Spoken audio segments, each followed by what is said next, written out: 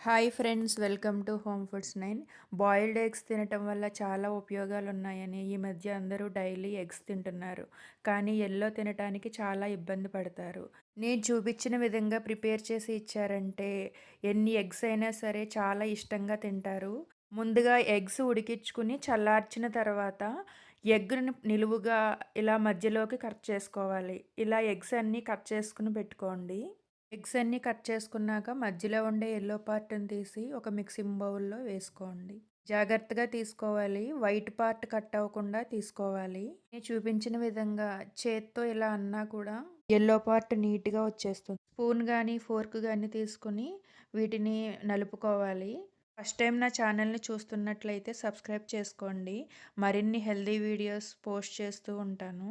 Stove మీద బాండిల్ పెట్టుకుని homemade butter కానీ సూపర్ మార్కెట్‌లో దొరికే అన్సాల్టెడ్ బటర్ గానీ వేసుకుని వేడి చేసుకోండి. బటర్ వేడైన తర్వాత కొద్దిగా అల్లం తరుగు వేసుకుని వేయించుకోండి. మరీ ఎక్కువ క్వాంటిటీ వేయొద్దు. ఒక పావు టేబుల్ స్పూన్ అయితే సరిపోతుంది. 2, 3 వెల్లుల్లి పీల్ తీసేసి సన్నగా తరిగి వేసుకుని పచ్చివాసన పోయే వరకు లో ఫ్లేమ్‌లో వేయించుకుంటే సరిపోతుంది. ఇవి పచ్చివాసన పోయిన తర్వాత ముందుగా మనం నలిపి పెట్టుకున్న యెల్లో ఎగ్ మొత్తం వేసేసుకుని లో ఫ్లేమ్‌లో పొగలొచ్చే వరకు వేయించుకోవాలి.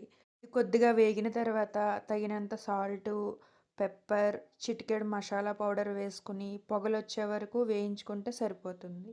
బరువు తగ్గాలనుకునేవారు డైలీ 2 ఎగ్స్ అయితే తినాలి. మీకు ఏదన్నా హెల్త్ ఇష్యూస్ ఉంటే మీ డాక్టర్‌ని సంప్రదించి తగినన్ని ఎగ్స్ తింటే వెయిట్ కూడా బాగా తగ్గుతారు. ఇప్పుడు దీన్ని మనం మిక్సింగ్ బౌల్‌లో వేసుకుని మనం ఎలా అయితే యెల్లో పార్ట్‌ని వైట్ ఎగ్ నుంచి కలెక్ట్ చేసుకున్నామో సేమ్ అలానే ఫిల్ చేసేసుకుంటే సరిపోతుంది.